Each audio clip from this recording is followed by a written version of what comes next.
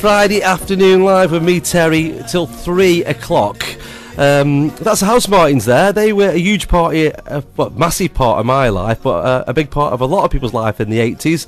Different than most of the crop at the time, which was quite refreshing. Not pop songs really, about love, some politics, some gospel and some soul thrown in there, I'd like to say. And I've got one of the members on the phone right now. We've got Stan Cullimore. Hello Stan, how are you doing, mate? I'm doing very well, sir. I'm sitting in my garden enjoying a bit of warmth. It's lovely, sir. Oh, good man, good man. It's weird, isn't it? October is like the new summer. It was the same last year. What's going on? No, I like the idea of that. You have new fashions. Yeah. It's the fashionable time to have summer. It's October. It's the new black. Yes, exactly. That's it. I mean, it's the new black, definitely. Yeah. My little black number is October. I'm loving it. But I've been following you. You say that. I have. Go on. Yeah, you've been following my career. Excellent. I have, That's yes. more than I've been doing. Well done. But just because you've been doing so many varied and interesting things, you're writing one minute, you're teaching another. But let's put that to one side for a minute, because we will touch on that, because I've got a big interest in the writing side. But I mentioned the Housemartins, and you being a quarter of that band. And from my point of view, it was different. I know you tried to stay away from being pigeonholed, but that's the media for you. They will say you're the next this or the new that. But it was quite refreshing to hear something different. Was that because there was 4 different people bringing different things into the band at the first point? There's a short answer, yes. And the longer answer would be, I think, just we all did it. We all had our. None of us sort of said that those are the people we love. I want to be those people. Do you know what I mean? We all sort of were doing our own thing. I think Paul. I've always said that I think it all started because Paul and I had both been busking before we met each other. We'd had separate bands and mates we'd gone busking with. And so you have a choice when you busk. You either try and learn other people's songs and make your money that way, or you think, sod that, I'm going to do exactly what I want, and I'll make less money, but it'll be more fun. So I think Paul and I both independently decided we're going to do our own thing. And so when we came together, we didn't sort of say, let's write a song like them or them. It's like, no, let's just write our songs, and we don't care if it's like no one else. We just, it's basically, as long as we're happy, that's the main thing. And then when you bust them, of course, you think, well, we want the audience. And then it suddenly dawns on you, so, well, I'm doing this to make money, so how do we make songs that are just songs we enjoy writing and playing, but also people enjoy listening to? And that was the trick that we sort of, fell into, so Paul and I, doing that. Yeah, it was just new because, Rob, we were talking off air a minute ago about growing up. Rob was into glam rock, then into punk, and then into ska, and then into... I admire his honesty. Yeah, but he was. I think, glam rock thing. That's good. I think that's how he progressed. He was a kid when glam rock was around. We're talking Slade. But yeah, then you went into ska and into punk and into everything, and the new romantics came along, and then indie music. And I think that was what the 80s was. It was like new things happening all the time. And then I'm being cruel to. I absolutely agree. I mean, when I was a kid growing up, I did exactly the same journey. I sort of moved around. For a while, I liked heavy metal. When I was a kid, because that was the thing. That was the most exciting thing. But then punk came along, and of course I was like, wow, I love that. That's just what I want. I love that. But you kind of, because you're a kid, you got to. Or what I did, you go with what's around. You're only a kid. You haven't really got the resources to go hunting too far. So I just sort of listened to the radio, and it was like, stuff I liked. So if it was, I never got into glam rock, but I got into weird stuff before new wave came along, or punk, whatever you want to call it. And really, for honest, it wasn't really punk I liked. It was new wave, which was the sort of the more melodic side of it, the more sort of the Elvis Costellos and the Blondies and that world. They were the ones that really blew me away, I thought. Yeah, loved them. Yeah. Just going back to your busking days, then, is that a career option, busking? Do you think? What, I mean, now or then? Yeah, both really. Yeah. But then it was. I said that I've got some mates on Facebook, and they go busking, and they seem to be doing all right with it. They're very happy. But no, I enjoyed doing it at the time. It was great for Paul and I. We did really well out of it.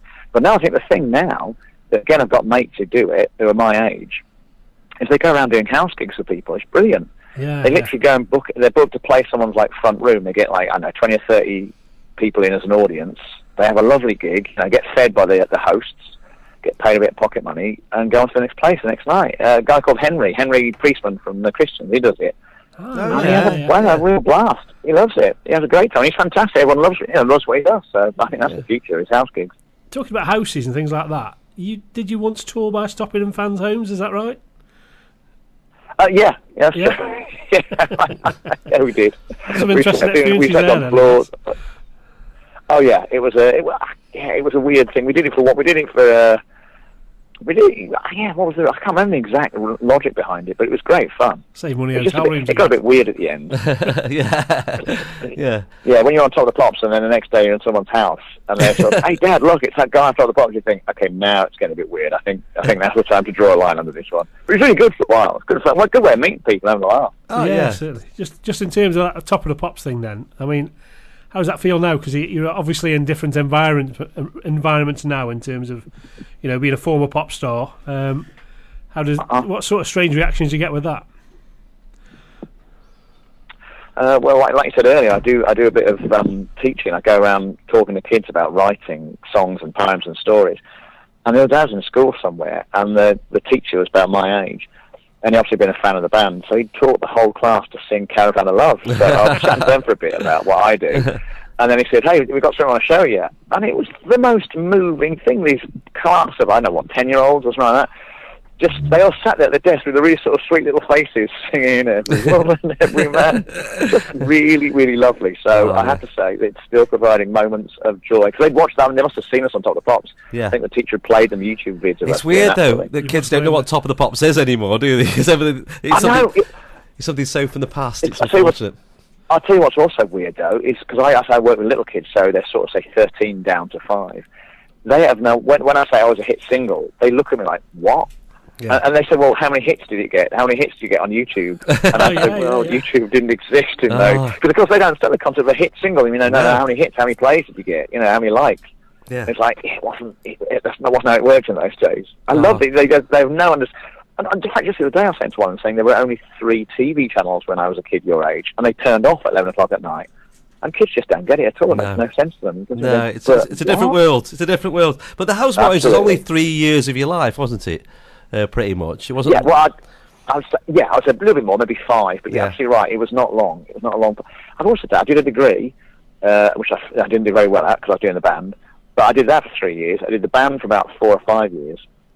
So in my head, it's like being a student. It was a great part of my life, but it was only a small part of my life. But obviously, it's one that has had a much bigger effect on everyone than anything else I've done. So it's odd. Definitely odd, though. Yeah, it's something that you'll definitely cherish, those moments. I remember... very much. I saw quite a few photographs where most of the band were wearing Puma. Was that something that you were given? Because that was one of the perks, I suppose, of being in a band. Were you given sportswear and stuff? You're absolutely right. Again, that shows our naivety. But, I think they had a base near us or something. I mean, I don't know what. There was a big warehouse somewhere near Hull. I don't know how and I don't know how it happened. Because we used to buy them originally, buy Puma tops, sort of like polo tops, polo shirts. And somehow, I don't know how it happened, they found out.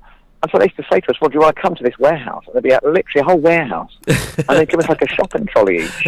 And say, "Just go around and take what you want, lads." And so we take them for us, for our mates, for our girlfriends, for our family. And of course, looking back, it was basically a sort of backdoor sponsorship deal by them. But we didn't twig. We just thought, "Wow, yeah, brilliant." And it's only when you look back, think, "Oh yeah."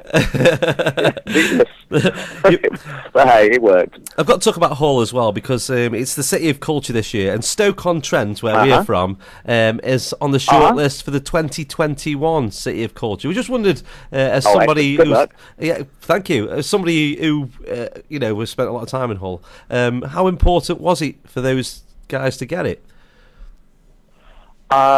I tell you what, it was weird in the run-up to it, because of course everyone took the mickey. You can imagine, what? Culture? No way. But I think it's been really good for the city this year. The actual year has been brilliant. Obviously, the big question mark is what legacy, with all the money that's been thrown at it, you want something to stick and to keep on having an effect on people, provide, whether that be money or art or whatever it does, it provides something. So at the moment, the signs are good. I'd say it's been brilliant. I'd say really has been brilliant. It's sort of, I think it definitely has affected people in the city. It sounds weird, but I think it's almost given them more confidence in themselves and the city. I mean, it is like a pat on the back and a vote of confidence. Yeah. And the fact they've pulled it off and it's gone so well, I think is another one. I think it's great. It's weird. What I'd say is I was cynical about it when it first came up. But now I've seen it, I think, actually, this is brilliant. So I think, seriously, good luck. 'Cause I think it is a good thing.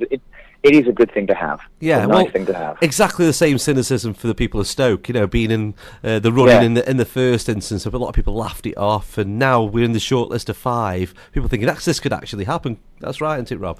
Yeah, definitely right. And I think, do you write articles about that? The whole thing? Yeah. I go up there. Again, actually, I visit a school once a term. There's a school I go up to, and I've got mates up there. Yeah. So I go up there and sort of walk around, pick up the vibe, and then go and write a piece about it. But it's been really good. I would say, weirdly, it's something now I look back and think, I wish I'd been more on board with it earlier. I also was, cynical about it all, but I look at it and I think, no, actually, it's been brilliant. Oh, fantastic. I can't see any downside. I think it's been just, a really good thing. Well, fingers crossed, like say for Stoke, we find out, I think, either late November, early December, whether we've been successful. Yeah. But I just see the things that have happened in Hull, like the proms have come to Hull this year, the Radio 1 big weekends. Tell me about it, yeah, and every day, even little things, like listen to the radio, and say temperature today in London, Cardiff and Hull. And you think small stuff like that is sounds good. I think it's good for the place. Yeah. So I'd say, beat the crowd. If you get it, jump on board the enthusiasm bus quickly would be my advice. Enjoy it. For somebody who was in Hull's 4th best band back in the day. Uh-huh. So where would you place yourself now in terms of retrospective, in terms of UK bands? So you're the 4th best band in Hull. Where would you say the Housemartins were in the grand pantheon of, I don't know, UK bands? 80s rock, 80s pop / rock / indie acts. That is a good question. What I would say is, what's weird is you look back, and I think we've stood the test of time better than I expected. Yes, definitely. And because I would say, but when you talk to, weirdly, kids, my youngest son's 28, and he's got mates who like the band, which really freaks him out. Because when he was at uni, obviously a few years ago, saying, "Dad, you're on the karaoke machine in the bar. You're on the the music box in the bar." He said, "I don't get it." I was like, I don't get it either. And I think we are now treated as a more important band now than I felt we were at the time, if you know what I mean. Yeah. Which, again, I'm very grateful for. And I think a lot of that is to do with what Paul and Norman have gone on to achieve in their separate worlds, But I don't know if it's, I don't know if for whatever reason, if it is Paul and Norman, I'm very grateful for them too. But either way, I know it's brilliant. And what I love is wherever I go, as I said, these days it tends to be whenever I'm going around the world, because I travel around the world quite a bit. There's nearly always someone who'll come up and say, "Oh my God, it's true, you used to be in the Housemartins." And I think, I can't believe it. We're known wherever I go. Yeah. I've been to the weirdest places. China, Uzbekistan, the Middle East. I go to weird places as a general rule. And still, there'll be people there who will say, "Oh God, I loved your band." And you're like, "Well, wow, how did you even hear about it?" That's weird. Yeah, people hand you sportswear, Puma sportswear still. Say you're in that band, put this on. But I can vouch for the student. No, you are the first person to mention it. It's obviously, it shows the advert work, the advertising work. It worked on one person. Apart from you. It's just worked on me. Exactly. I went out and bought some trainers. But yeah, I know the student thing. I still DJ and do student nights, and Happy Hour gets requested quite a lot. It's one of those party songs, so yeah, I can definitely vouch for that. Rob, you got another question before we talk about the children's books? I want to talk about that next, but go on, Rob. Oh right, yeah.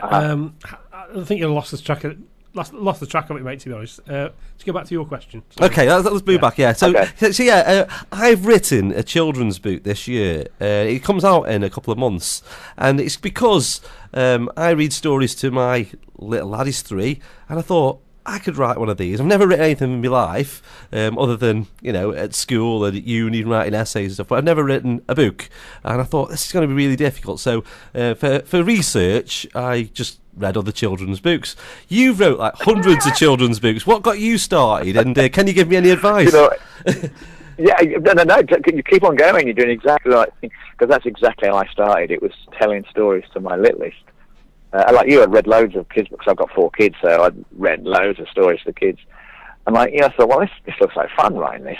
Basically you just get to write rubbish. Yeah. Pleasant sort of fun stuff you make up. Put it down, make it funny and work. And there you go. And that's exactly how I started. I was telling stories, wrote them down, sent them off to a few publishers. A few publishers told me to get lost, and then wanted, actually, I'll give it a go.